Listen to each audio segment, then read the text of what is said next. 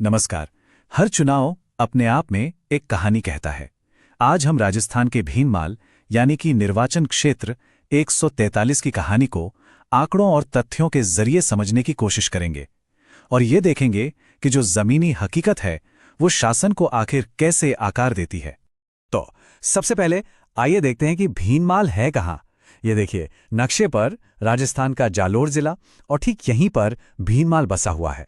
आज हमारी पूरी पड़ताल इसी इलाके के राजनीतिक और सामाजिक ताने बाने पर केंद्रित रहेगी। चलिए इस विश्लेषण को शुरू करते हैं। और शुरू करने से पहले एक बात साफ कर देना जरूरी है। हमारा मानना है कि चुनाव कोई सिंहासन का खेल नहीं है जहां बस सत्ता बदलती है। नहीं, ये शासन के लिए डेटा इंजीनियरिंग है। मतलब नागरिकों की जरूरतों को समझना और फिर उनकी सेवा करने का एक पूरा सिस्टमैटिक, एक वैज्ञानिक तरीका। तो आज हम 6 हिस्सों में भीनमाल की इस पूरे ब्लूप्रिंट को समझेंगे। हम शुरुआत करेंगे भीनमाल की जमीन से, वहां की मिट्टी से। फिर चुनावी जनादेश का विश्लेषण करेंगे, पिछले 30 साल के राजनीतिक पैटर्न को देखेंगे, शासन के 4 जरूरी स्तंभों पर बात करेंगे, शिकायतों से शासन तक का रास्ता क्या है ये खोजेंगे, और आखिर में लीडरशिप के लिए एक नई सोच क्या हो सकती है इस पर चर्चा करेंगे। तो चलिए पहले खंड से शुरू करते हैं। भीनमाल की मिट्टी। यहां हम इस क्षेत्र की जमीन, यहां रहने वाले लोग और उनकी रोजी रोटी को जरा गहराई से समझने की कोशिश करेंगे। तो भीनमाल है कैसा? देखिए, यहां लगभग 3,05,000 वोटर्स हैं। अर्थव्यवस्था की जो रीढ़ है वो खेती है। मक्का और जीरा यहां की मुख्य फसलें हैं। लेकिन ये एक बड़ा व्यापारिक केंद्र भी है। लोग इसे मिनी मुंबई के नाम से भी जानते हैं। यहां चौधरी, देवासी, राजपूत और ब्राह्मण ये प्रमुख समुदाय हैं। साथ ही अनुसूचित जाति और जनजाति की भी एक अच्छी खासी आबादी है। ये आंकड़े हमें बताते हैं कि भीनमाल में परंपरा और व्यापार दोनों साथ साथ चलते हैं, और यही विविधता यहाँ की राजनीति को बहुत दिलचस्प बना देती है। लेकिन इन आंकड़ों के बीच एक आंकड़ा ऐसा है जो सच में ध्यान खींचता है। वो है साक्षरता का। मर्दों में साक्षरता दर 83% है, जो ठीक है, लेकिन महिलाओं में ये सिर्फ 53% है। ये जो 30% का फासला है ना, ये सिर्फ एक नंबर नहीं है, ये एक बहुत गहरी सामाजिक चुनौती है और साथ ही विकास के लिए एक बहुत बड़ा मौका भी। और इस कृषि प्रधान समाज में सबसे बड़ा, सबसे जरूरी मुद्दा क्या है? पानी। यहां की अर्थव्यवस्था, यहां के लोगों का जीवन, सब कुछ पानी पर ही तो टिका है। जवाई बांध के पानी को लेकर किसानों के बड़े बड़े विरोध प्रदर्शन हुए हैं, और ये प्रदर्शन ही इस मुद्दे की गंभीरता को साफ साफ दिखाते हैं। और देखिए, जब पानी जैसे जरूरी मुद्दों पर बहस होती है तो ये याद रखना बहुत जरूरी हो जाता है कि हमारे सार्वजनिक संवाद का जो आधार है वो संवैधानिक मूल्य हैं। हमारा लक्ष्य ये होना चाहिए कि हर नागरिक की गरिमा बनी रहे और हमारी जो भी बातचीत हो वो तथ्यों पर आधारित हो और आपसी सम्मान के साथ हो। चलिए अब दूसरे खंड पर चलते हैं, जनादेश का विश्लेषण। यहां हम 2023 के जो बेहद करीबी चुनावी नतीजे थे उनकी गहराई में उतरेंगे। 0.5%, सिर्फ आधा प्रतिशत। सोचिए, 2023 के विधानसभा चुनाव में जीत और हार का फैसला बस इतने से मार्जिन से हुआ। ये छोटा सा आंकड़ा भीनमाल की राजनीति में कितनी जबरदस्त टक्कर है ये बताने के लिए काफी है। ये चार्ट कहानी को और भी साफ कर देता है। देखिए, 2018 में बीजेपी लगभग 9,000 वोटों से आगे थी, लेकिन 2023 में कांग्रेस ने सिर्फ करीब 1,000 वोटों के अंतर से पूरी बाजी ही पलट दी। ये 15 साल के राजनीतिक दबदबे के बाद एक बहुत बहुत बड़ा बदलाव था। तो सवाल उठता है कि ये जो इतना बड़ा बदलाव आया, इसकी वजह क्या थी? जवाब इस टेबल में छिपा है। ये स्लाइड सीधे तौर पर दिखाती है कि कैसे वोटर्स की शिकायतें चुनावी नतीजों में बदल गईं। पानी और सिंचाई, बिजली की सप्लाई और खेती से जुड़ी मदद, ये वो मुद्दे थे जिनकी तीव्रता हाई थी, और यही वो मुद्दे थे जिन्होंने आखिर में नतीजों पर असर डाला।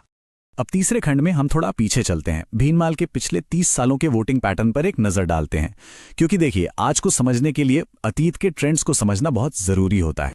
इस टाइमलाइन में सत्ता का उतार चढ़ाव हम साफ देख सकते हैं। 2008 से बीजेपी का एक लंबा दौर चला, लेकिन 2018 में जीत का मार्जिन घटना अपने आप में एक चेतावनी थी, एक संकेत था कि शायद सत्ता विरोधी लहर बन रही थी। और फिर 2023 में कांग्रेस ने उसी लहर पर सवार होकर बहुत ही कम अंतर से ये सीट वापस जीत ली। तो सबसे अहम बात क्या है? ये कि 2023 का नतीजा कोई अचानक हुई घटना नहीं थी। ये 15 साल की सत्ता और पानी जैसे जो अनसुलझे बुनियादी मुद्दे थे, उनका मिला-जुला नतीजा था। मतलब ये एक सिस्टमैटिक पैटर्न पर आधारित एक तरह से अनुमानित परिणाम था। अच्छा, अभी तक हमने समस्याओं का विश्लेषण किया। अब समाधान की ओर बढ़ते हैं। चौथा खंड है शासन के 4 स्तंभ। यहां हम शासन के लिए एक स्ट्रक्चर्ड फ्रेमवर्क, जिसे हम चतुर्मुख सिद्धांत कहते हैं, उसकी बात करेंगे। ये आगे का रास्ता दिखाता है। तो पहला स्तंभ है सामाजिक न्याय। इसका फोकस है आदिवासी, अनुसूचित जाति और अल्पसंख्यक समुदायों के कल्याण पर। इसमें किसानों के पानी के हक के लिए लड़ना और ग्रामीण इलाकों में राहत पहुंचाना ये सबसे जरूरी है।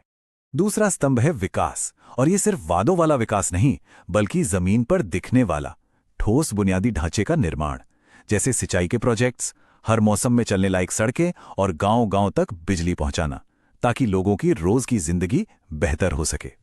तीसरा स्तंभ है एकता। इसका मकसद है कि जो भी विभाजनकारी बातें हैं, उनका मुकाबला करने के लिए सभी समुदायों तक पहुंचा जाए, समाज को जोड़ा जाए।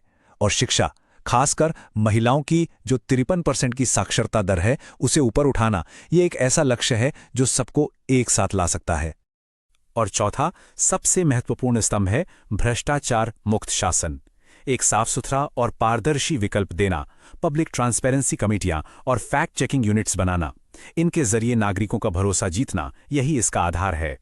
तो चलिए अब हमारे आखिरी रणनीतिक खंड पर चलते हैं, जो इन सिद्धांतों को एक्शन में लाता है, शिकायतों से शासन तक। यहां हम देखेंगे कि कैसे इन 4 स्तंभों को एक 90 दिन के एक्शन प्लान के जरिए हकीकत में बदला जा सकता है। ये जो 90 दिन की सीढ़ी है, ये एक बहुत ही सिस्टमैटिक अप्रोच दिखाती है। पहले 30 दिन है तैयारी के, मतलब घर घर जाना, लोगों की शिकायतें इकट्ठा करना, डेटा तैयार करना। अगले 30 दिन है योजनाओं को लागू करने के, पानी और कल्याण के लिए ठोस योजनाएं बनाना और मेडिकल कैंप जैसे सेवा के कार्यक्रम करना। और आखिरी 30 दिन है मोमेंटम बनाने के, जनसंपर्क तेज करना और गलत सूचनाओं का खंडन करना। लेकिन जब हम घर घर जाकर डेटा इकट्ठा करने की बात करते हैं, तो एक बहुत बड़ी जिम्मेदारी भी आती है। हमारे लोकतंत्र में व्यक्तिगत डेटा एक अमानत की तरह है। भारत का जो digital personal data protection act है, यानी DPDP, उसके तहत सहमति सबसे ऊपर है। जानकारी सिर्फ एक खास मकसद के लिए ही इकट्ठी की जानी चाहिए और उसे बहुत ही सावधानी से संभालना चाहिए। अब हम अपने आखिरी खंड पर पहुंच गए हैं, नेतृत्व के लिए एक दृष्टिकोण। यहां हम रणनीति से ऊपर उठकर राजनीतिक नेतृत्व के असल मकसद पर बात करेंगे, जो सिर्फ जीत हासिल करने से कहीं ज्यादा बड़ा है। जरा एक पल के लिए सोचिए, क्या हो अगर राजनीति का मकसद सिर्फ जीतना ना हो, बल्कि हर एक नागरिक को यह महसूस कराना हो कि उसे देखा जा रहा है, उसे सुना जा रहा है और उसकी सेवा की जा रही है। यह सवाल हमें शासन के एक ज्यादा गहरे और सार्थक दृष्टिकोण पर सोचने के लिए मजबूर करता है। अगर आप एक जनकेंद्रित नेता बनना चाहते हैं और अपने निर्वाचन क्षेत्र का उत्थान करना चाहते हैं, तो blueprintstrategies.ai से mgr@blueprintstrategies.ai पर संपर्क करें या 088 420 416 02 पर कॉल करें। राजनीति से परे एक उद्देश्य।